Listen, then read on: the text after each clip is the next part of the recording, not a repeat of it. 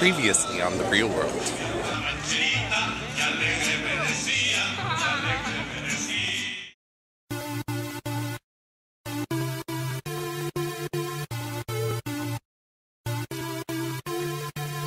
This is the true story of 7 delegates picked to attend the UN talks, fight for climate justice, and have their lives taped.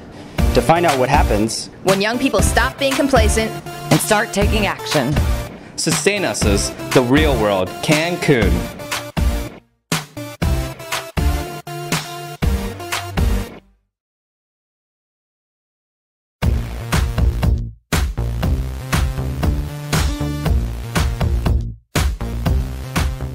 When I first got here, I had almost no idea what's going on.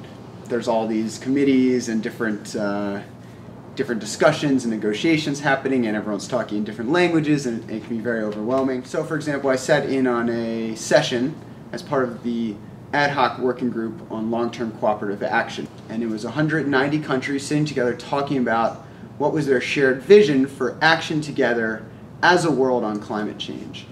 And when you have that conversation, it can operate at a very high level of abstraction, which this conversation was. So a bunch of countries led by China had put forward a new draft, and all the Western countries were disagreeing with it because it talked about how the Western countries were responsible for climate change and had historical, basically guilt over it.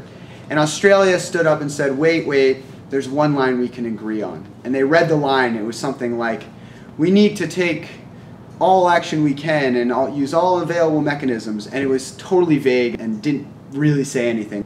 And so I left that meeting very frustrated, saying, okay, I finally understand what's happening here in the UN. They're having all these conversations, nothing's ever getting done, and everything's at this super high level of abstraction.